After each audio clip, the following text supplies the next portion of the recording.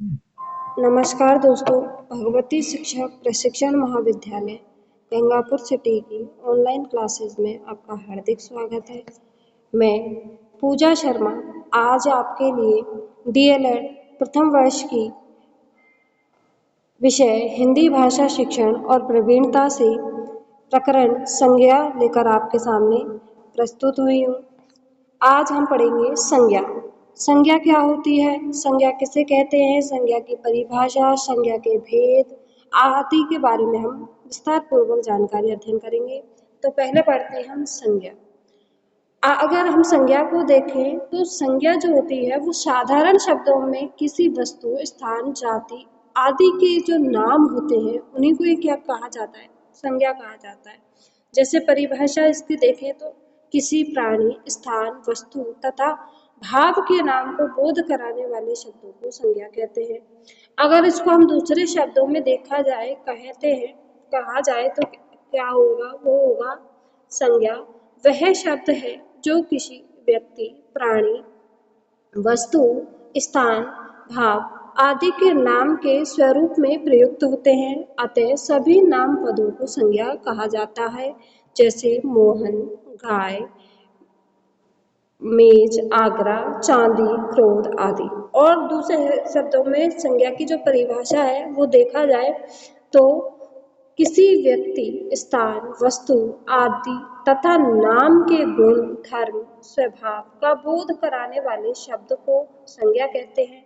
जैसे शाम, आम, मिठास, हाथी आदि।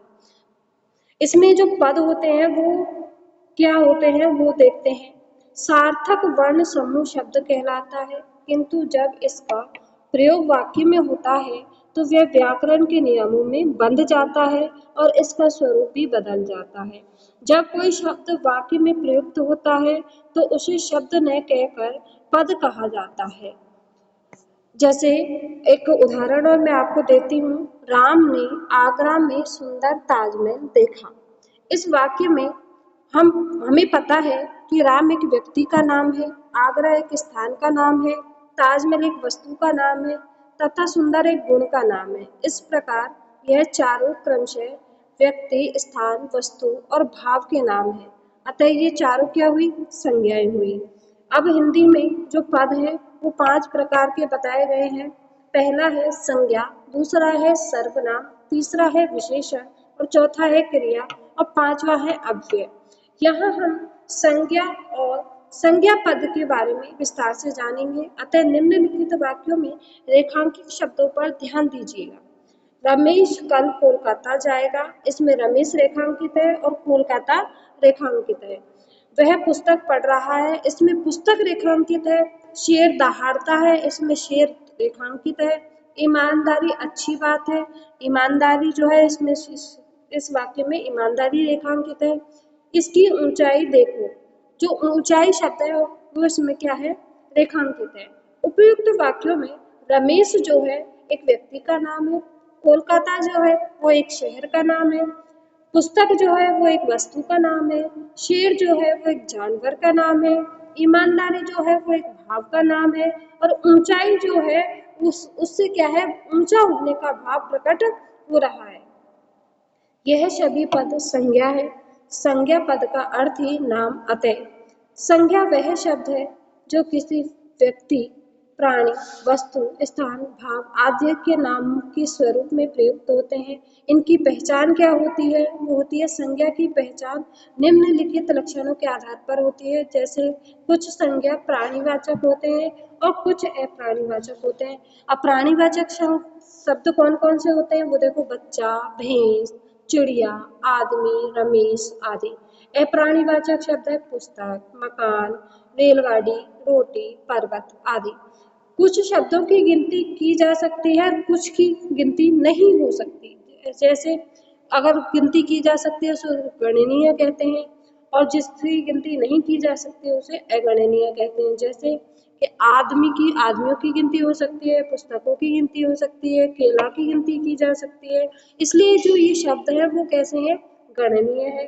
अगणनीय में जैसे दूध आ गया, अपना तेल आ गया, सोना आ गया, चांदी आ गया, इनकी क्या है, इनकी गणना नहीं की जा सकती, इसलिए ये क्या कहलाते हैं? अगणनीय कहलाते हैं। अब संज्ञा के भेद देखते हैं। संज्ञा के मुख्य रूप से 3 भेद माने गए हैं। नंबर 1 व्यक्तिवाचक संज्ञा, नंबर 2 जातिवाचक संज्ञा और नंबर 3 भाववाचक संज्ञा। अब संज्ञा के अंग व भेदों में वाक्यों में संज्ञा को पहचान कर उनको बताना होता है। जैसे श्याम खाना खा रहा है तो श्याम व्यक्ति का नाम है। अमरूद में मिठास है तो अमरूद फल का नाम है। घोड़ा दौड़ रहा है, घोड़ा एक पशु का नाम है। अब संज्ञा के 3 भेद बताएं। इनमें हिंदी में संज्ञा के प्राय 3 प्रकार के भेद होते हैं, व्यक्तिवाचक, जातिवाचक और भाववाचक। जातिवाचक संज्ञा को 2 भागों में विभाजित किया जाता है, द्रव्यवाचक संज्ञा और समूहवाचक संज्ञा। इस प्रकार संज्ञा के कुल 5 भेद हो जाते हैं। कैसे कि पहला तो हो गया व्यक्तिवाचक संज्ञा, दूसरा हो गया जातिवाचक संज्ञा। अब जातिवाचक को 2 भागों में बांटा गया है। पहला कौन सा है? द्रव्यवाचक और समूहवाचक। और तीसरी जो हमारी संज्ञा है, यह 5वीं जो संज्ञा है उसको क्या मानेंगे? भाववाचक संज्ञा। अब आगे है हमारे पास व्यक्तिवाचक संज्ञा। व्यक्तिवाचक संज्ञा क्या होती है, इसको पढ़ें। जिस संज्ञा शब्द से एक ही व्यक्ति, वस्तु या स्थान के नाम का बोध हो उसे व्यक्तिवाचक संज्ञा कहते हैं। व्यक्तिवाचक संज्ञा विशेष का बोध कराती है। उदाहरण गंगा, राजस्थान, अरावली, राम, यमुना, दीपावली आदि। वह शब्द जो किसी एक व्यक्ति, वस्तु, स्थान आदि का बोध करवाता है उसे व्यक्तिवाचक संज्ञा कहते हैं। जैसे राम, श्याम, टेबल, कुर्सी, दिल्ली, मुंबई आदि। राम व्यक्ति का नाम है, श्याम व्यक्ति का नाम है, टेबल एक साधन का नाम है या वस्तु का नाम है, कुर्सी एक साधन का नाम है किंतु एक नाम को सूचित कर रहा है, इसलिए क्या है? ये व्यक्तिवाचक है। कार यातायात का एक साधन है किंतु संपूर्ण यातायात नहीं है। कार एक माध्यम है, इसके कारण यह एक व्यक्ति को इंगित कर रहा है, इसलिए इसमें भी कौन सी संज्ञा है? व्यक्तिवाचक संज्ञा है। दिल्ली एक राज्य है किंतु पूरा देश नहीं है, इसलिए यह भी क्या है? व्यक्तिवाचक है। मुंबई एक राज्य है परंतु पूरा देश नहीं है, इसलिए यह भी क्या है? व्यक्तिवाचक संज्ञा है। अब व्यक्तिवाचक संज्ञा के और उदाहरण देखते हैं। जैसे व्यक्तियों के नाम, जैसे राम, श्याम, मोहन आदि। देशों के नाम भारत, चीन, भूटान आदि। महीनों के नाम जैसे जनवरी, फरवरी, चैत्र, वैशाख आदि।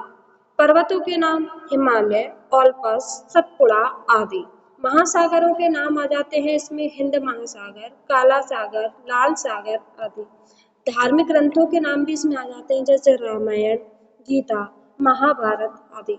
ऐतिहासिक घटनाओं के नाम जैसे 1857 की क्रांति, जलियांवाला बाग हत्याकांड और चोरा चोरी कांड आदि। अगली है हमारी जातिवाचक संज्ञा।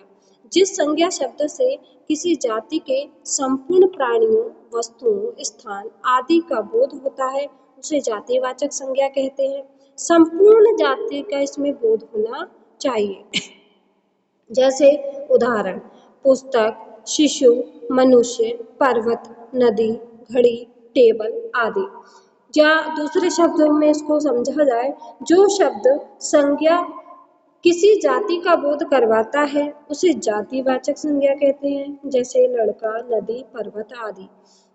यहाँ पर लड़का शब्द किसी एक के लिए नहीं है, सभी लड़कों को ये इंगित कर रहा है या सभी लड़कों को लड़का ही कहा जाता है, इसलिए यह एक जातिवाचक संज्ञा शब्द है। इसी प्रकार लड़की, नदी, पर्वत आदि केवल एक के लिए नहीं है। मैंने आपको पहले भी बताया था कि जातिवाचक संज्ञा के 2 भेद होते हैं। नंबर 1 है द्रव्यवाचक संज्ञा और दूसरा है समूहवाचक संज्ञा। अब इसमें पढ़े हम कि द्रव्यवाचक संज्ञा क्या है। जिस संज्ञा शब्दों से किसी धातु, द्रव्य, सामग्री, पदार्थ आदि का बोध हो उसे द्रव्यवाचक संज्ञा कहते हैं। जैसे गेहूं, चावल, घी, सोना, चांदी, तांबा, ऊन आदि। द्रव्यवाचक संज्ञा के और उदाहरण देखते हैं। गेहूं भोजन की सामग्री है, चावल ये भी भोजन की सामग्री है, घी ये भी भोजन की सामग्री है, सोना आभूषण के लिए एक द्रव्य पदार्थ है, चांदी भी आभूषण के लिए एक द्रव्य पदार्थ है, तांबा एक धातु है और ऊन वस्त्र बनाने की एक सामग्री है। समूहवाचक संज्ञा या समुच्चयवाचक संज्ञा ये क्या होती है, इसके बारे में आप पढ़ेंगे कि जिन संज्ञा शब्दों से किसी एक व्यक्ति का बोध ना होकर पूरे समूह समाज का बोध हो वह समूहवाचक या समुदायवाचक संज्ञा होता है। जैसे सेना, पुलिस, पुस्तकालय, दल समिति, आयोग, परिवार आदि। समूहवाचक संज्ञा के और उदाहरण देखते हैं। सेना में कई सैनिक होते हैं, यह समूह की बात हो रही है। उसी प्रकार पुलिस हर स्थान, हर राज्य, देश में होते हैं, उसे बड़े रूप को इंगित किया जा रहा है। पुस्तकालय में अनेक पुस्तकें होती है, यहाँ किसी एक पुस्तक की बात नहीं हो रही है। दल अनेक व्यक्तियों से मिलकर एक दल या समूह का निर्माण होता है। समिति अनेक व्यक्तियों से मिलकर एक समिति या समूह का निर्माण होता है। आयोग का गठन किसी खास उद्देश्य के लिए किया जाता है, लेकिन इसमें सदस्यों की संख्या अनेक होती है। एक परिवार में अनेक सदस्य हो सकते हैं, यहाँ तक कि 2-3 पीढ़ी भी इसमें शामिल हो सकती है। अगला है हमारा जातिवाचक संज्ञा के जो उपभेद है वो मैं आपको बता चुकी हूँ, लेकिन फिर भी हम और पढ़ते हैं इसके बारे में। द्रव्यवाचक संज्ञा जिन संज्ञा शब्दों से किसी धातु, पदार्थ, द्रव आदि का बोध हो उसे द्रव्यवाचक संज्ञा कहते हैं, जैसे लोहा, सोना, चांदी आदि। दूसरा है हमारा समूहवाचक संज्ञा जिन संज्ञा शब्दों से किसी समूह या समुदाय का बोध हो उसे समूहवाचक संज्ञा कहते हैं, जैसे पुलिस, कक्षा, सेना, झुंड आदि। अगला है हमारा भाववाचक संज्ञा जिन संज्ञा शब्दों से पदार्थों की अवस्था, गुण, दोष, धर्म, दशा आदि का बोध हो वह भाववाचक संज्ञा कहलाता है, जैसे बुढ़ापा, मिठास, क्रोध, हर्ष, यौवन, बालपन, मोटापा आदि। या फिर देखें कि जिस संज्ञा शब्द से प्राणियों या वस्तुओं के गुण, धर्म, दशा, कार्य, मनोभाव आदि का बोध हो उसे भाववाचक संज्ञा कहते हैं। उदाहरण के तौर पर लंबाई, बुढ़ापा, बचपन, मिठास, क्रोध, शत्रुता आदि। भाववाचक संज्ञा के और उदाहरण देखते हैं। बुढ़ापा जीवन की एक अवस्था है। मिठास मिठाई का गुण है। क्रोध एक भाव है। हर्ष एक दशा है।